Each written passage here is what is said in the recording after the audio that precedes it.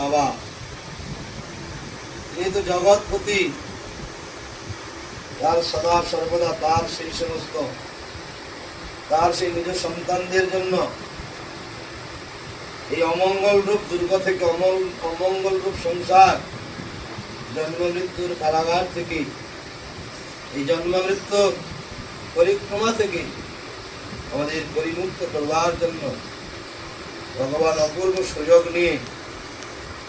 তিনি আমাদের কাছে দামোদর ব্রতরূপে তিনি আবির্ভাব হয়েছেন, দামোদর ব্রতরূপে তিনি প্রকট হয়েছেন। সেই ব্রত উপলক্ষে যার যেমন ভগবানকে সমর্পণ করবার যোগ্যতা,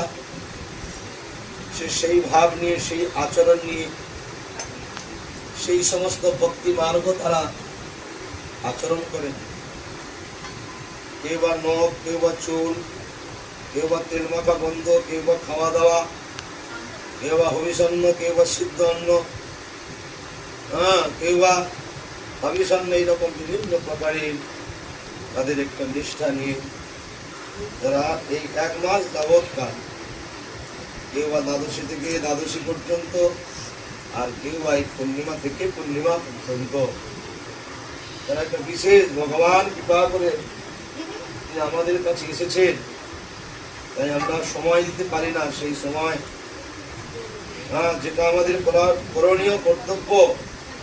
সেই করণীয় কর্তব্যের খাতিরে আমরা জগতে এসেছিলাম বটে, কিন্তু আমাদের সমস্ত খাতায় নীল হয়ে যায়, না ভগবানের কাছে ঠিক ঠিক প্রেজেন্ট হই, না উপস্থিত হই, না তার নিত্য নিয়মিত সাধন ভজন, সেখানে পরিপূর্ণরূপে আমরা সেই সমস্ত করতে অসমর্থ হয়ে থাকি। তাই আমাদের বিভিন্ন সমস্যার কারণে ভগবান আমাদের কৃপা পরমশ হয়েছে।